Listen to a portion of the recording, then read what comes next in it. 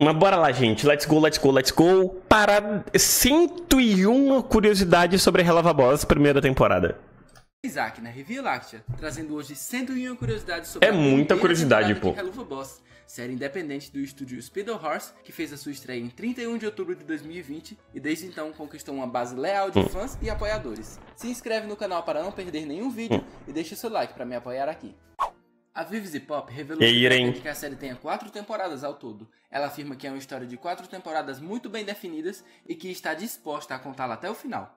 Ela também revelou que deseja que Helluva Boss tenha 50 episódios, e como ela tem um número definido, todos os episódios são mapeados na história que ela quer contar.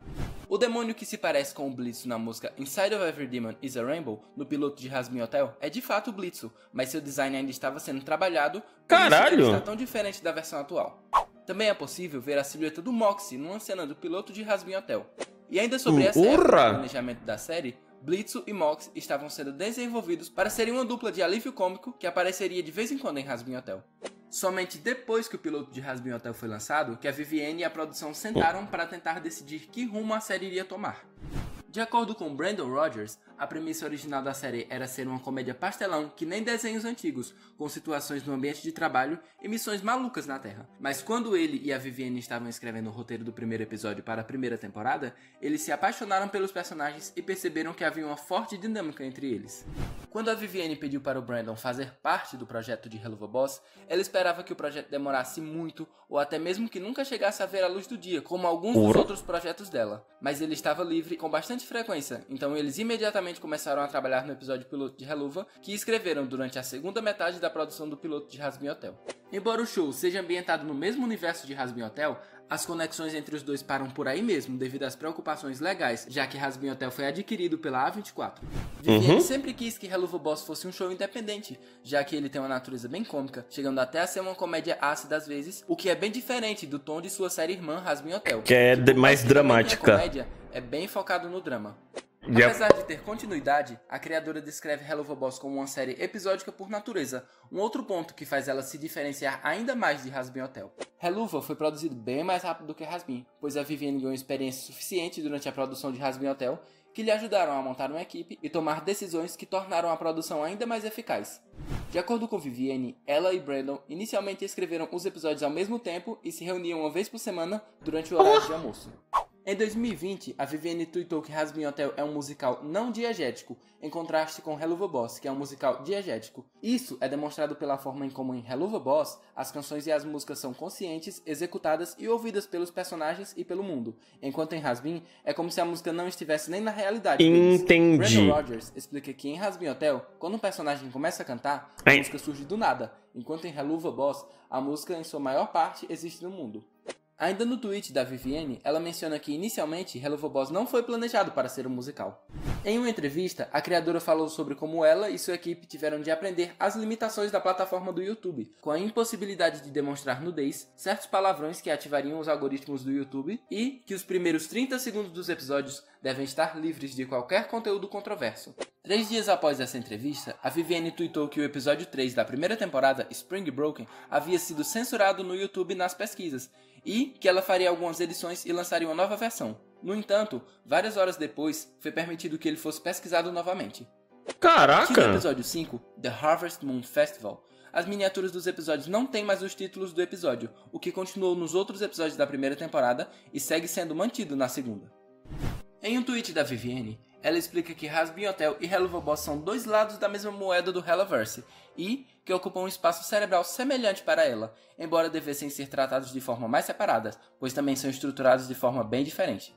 Vivizy Pop também explica que Hazbin Hotel sempre teve uma ênfase maior em histórias lideradas por mulheres, enquanto Helluva Boss se direcionou mais para histórias lideradas por homens.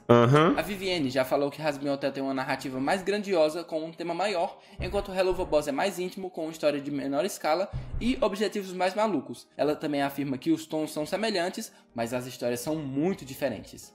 Os personagens de Helluva estão cientes da existência do Hotel da Charlie.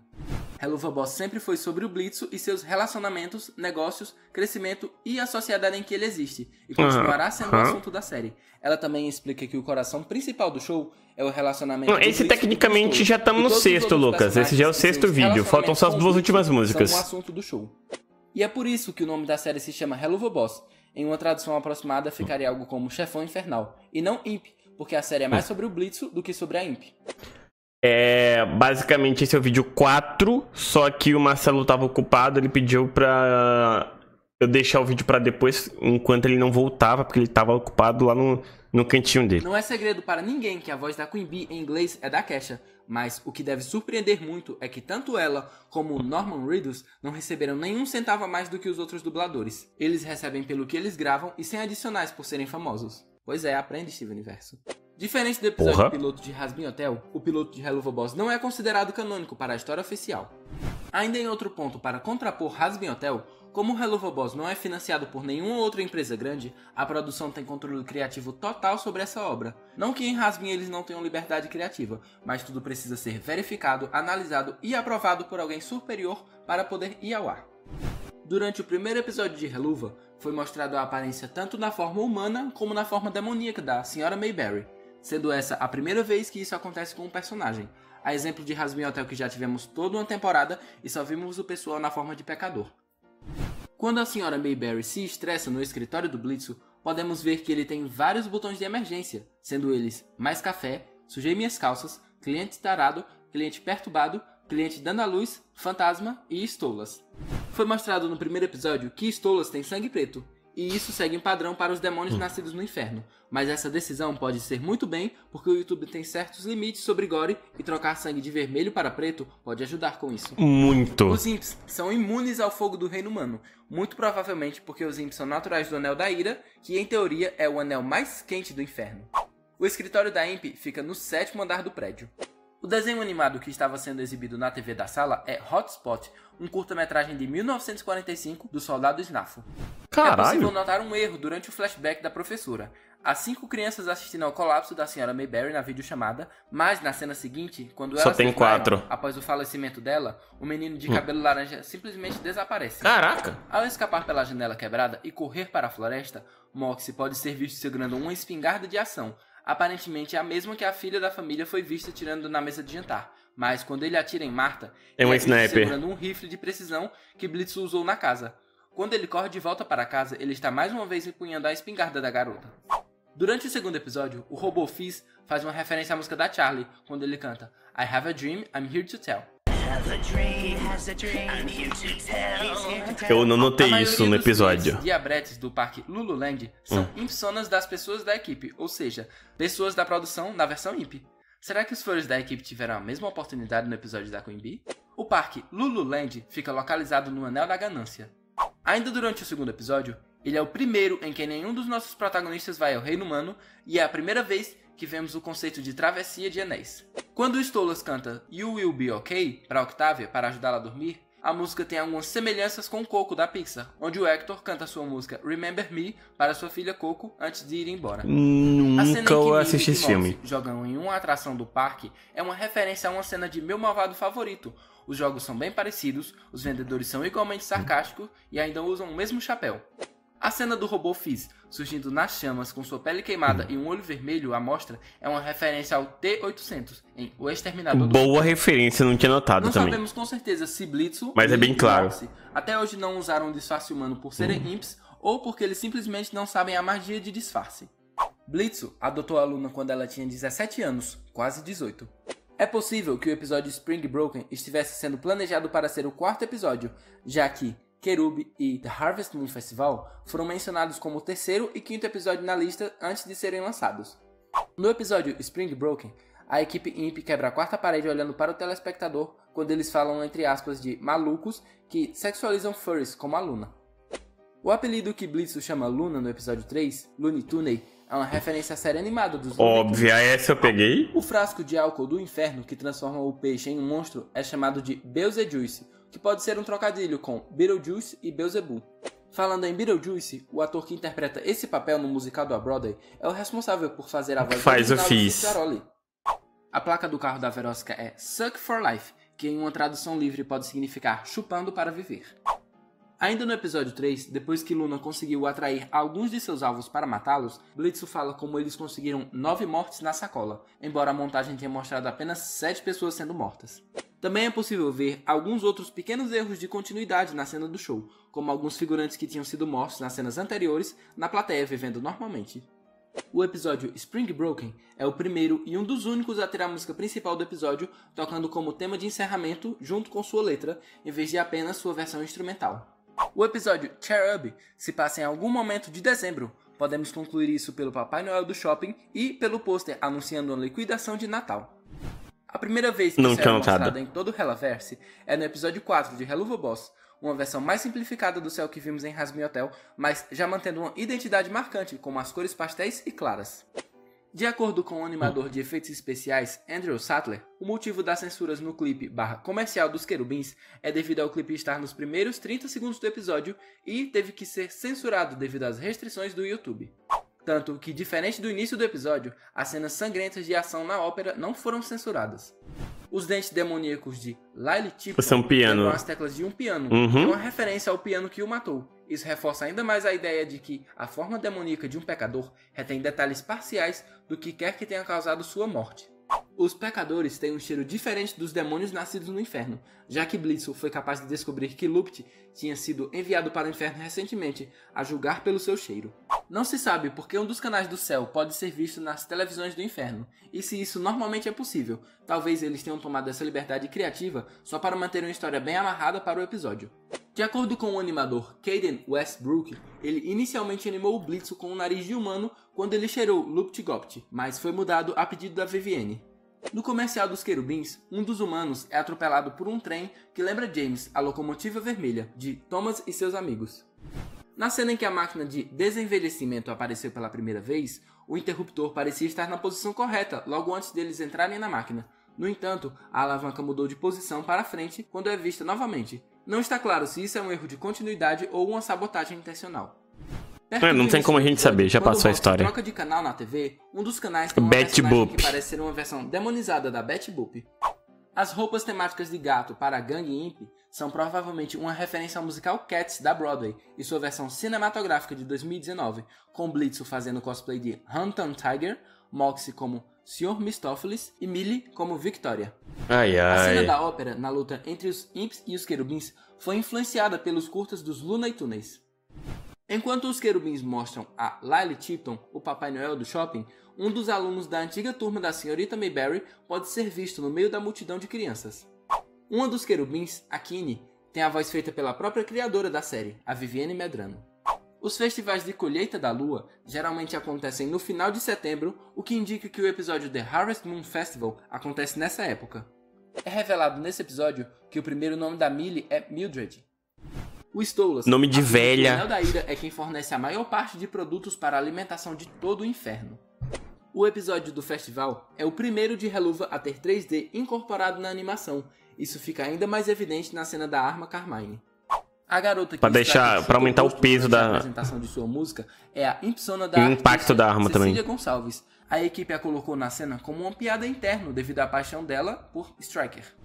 Luna brinca dizendo, foi o que ela disse, depois de ouvir a insinuação acidental de Blitzo, uma frase que é amplamente atribuída à popular franquia de programas de TV The Office. Apesar de Stolas ter prometido à gangue acesso especial durante o festival, isso nunca é mostrado, já que Blitzo, Moxie e Millie foram trazidos como qualquer outra pessoa presente no festival naquele dia.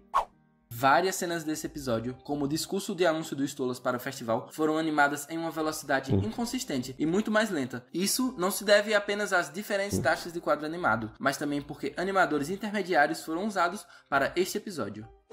A partir do episódio Truth Seekers, a tela de aviso inicial do episódio tem efeitos sonoros. Este é o maior episódio da primeira temporada, contendo ao todo 22 minutos. Além de ser o primeiro episódio em que a Spindle Horse terceirizou a animação para uma empresa diferente, sendo a cena de ação em 3D animada essa cena insana. Chaos Emporium Inc. Este é o primeiro episódio em que o Blitzo e o Stolas se beijam em tela.